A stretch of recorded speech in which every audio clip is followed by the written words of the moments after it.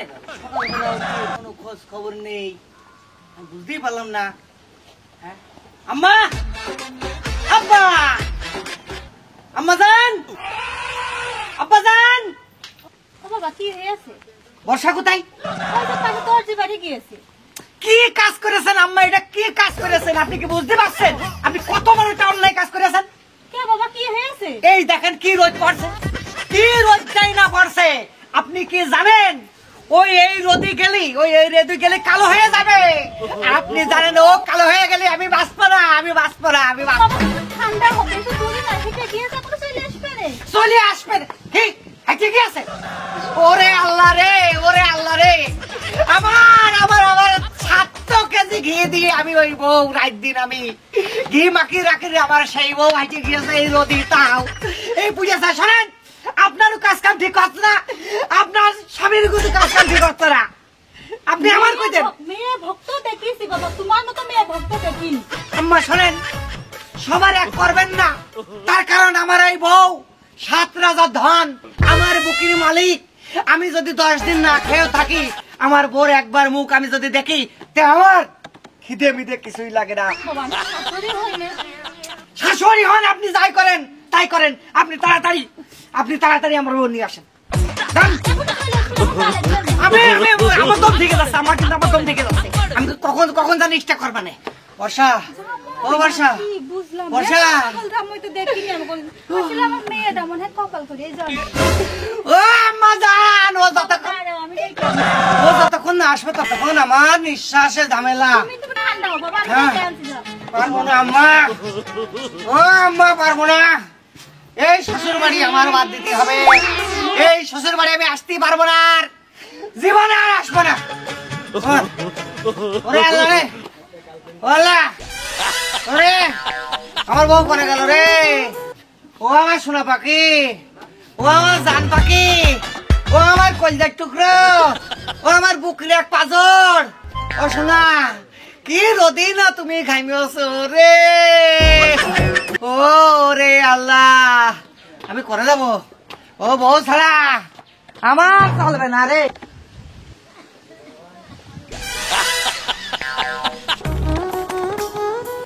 ও বর্ষা, বর্ষা, বর্ষারাম্মু কই? ও বর্ষারাম্মু, বাড়িতে সব গেছে কনে? হ্যাঁ,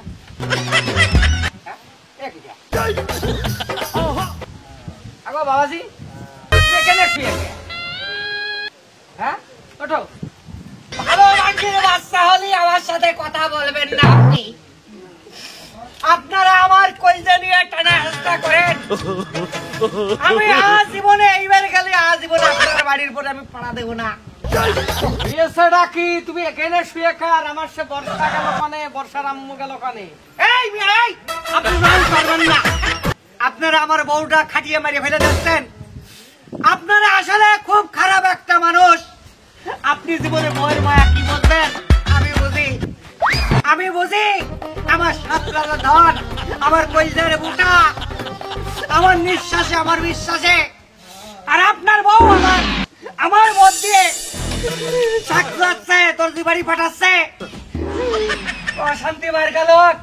আরে তো মহা ঝামেলা। আমার মেয়ে আমার বাড়ি থেকে তো বেড়াবে, তাই না? এতে তো কষ্টের কিছু নেই। আপনার কষ্ট না হতে পারে, আমার কষ্ট হতে পারে আব্বা, হতে পারে। আমার আব্বা কয়েছে, শোনো বাবা, এই বৌমা তোমার আমি হাতে তুলে দিলাম, তুমি যত্ন সহকারে রাখবা। কিন্তু পৃথিবীর সব স্বামী একরকম করে বোর দেখে, কিন্তু আমি একটু আলাদা। শোনেন, আমার আব্বা আমার এই বদজন্যি 150 গরু ঠিক করে ফেলে দিয়েছে। সেই 150 গরু থেকে প্রতিদিন 750 কেজি ঘি আসে, জানেন? আর আপনি আমার বউটা পাঠিয়েছেন, প্রতি পাঠিয়েছেন, শাক তুলতে পাঠাচ্ছেন। আপনার বউ আজ কি করেছে? ব্লাউজ আনতে পাঠিয়েছে। কেন? আপনার গায়ে কি বড় হয়ে গেছে? আপনার বড় গায়ে কি বড় হয়ে গেছে? আপনারা না পাইতেন, আমার কাজ আপনি কইতেন। তাহলে কত বড় বুকা কান্তা হলি এরকম কথা কইতে পারে? ওরে বউ শুধু তোর না, আমারও তো আছে নাকি? শোনেন, আপনার বউ আর আমার বউ এক করবেন না। আমার জান কইলে করান। আমি আমি নিঃশ্বাস নিতে পারছি না আব্বা, তাড়াতাড়ি আমার বউ আইতে দেন। আমি মোটা গেলে নিঃশ্বাস পাচ্ছি না। তাহলে এবার বাড়ার কবে রাখি কদিন দেখি? আরে তো তুই তো ঢেকির বার শুয়ে থাকবি, ঢেকির বার কি আমি শুয়ে থাকবো? হ্যাঁ, মানসির জামই শ্বশুর বাড়ি আইসে বড় কুকড়ো খাইয়ে পকা কক করে, আর আমার বন্ধুর ছেলে তো ঢেকির বার শুয়ে রয়েছে। ও দুলে ভাই, তুমি আমার বউ আইতে দাও। তাহলে ওই শুয়ারের ছেলে মনে হয় পাগল হয়ে গিয়েছে। আমি এখন মরবো ডাকি, হ্যাঁ আমি কনে যাইয়া মরবো। ও বউ রে, কি করে? কোথায় যাবে চলে তুমি গানে দিলে, তুমি জানো না, তুমি জানো তুমি কি করতে দিকে আসো? অনেক কাজ সরকার কি আছে তুমি কি করতে দিকে আসো? তুমি ওই নদী যাইনি তো আমি না, তুমি দিকে আসো। আমি যাইনি নদী তুমি আমার কই পারনি। না আমি যাইনি নদী তো তুমি আমার সুনারি আমার জায়গায় জায়গায় কাল ছিটে বুঝে গিয়েছে। আরে আমার সুনারি, তুমি কি করতে গিয়েছো? কাউ তো ওখানে যাইনি তো আমি একটু পাশের বাড়ি গেলাম দেখি দেখি। আরে বাবা রে আমি না ঝুসা পড়ে আসতো। পোষা পরে নিয়ে আমি আগেনি তো তুমি জানে না, তুমি আমার কাছে না ডাকলে আমার দম ঢেকে যাই। আর যাবা না, আর যাবা না, আর যাবা না, আর যাবা না। একটু বসো, একটু বসো।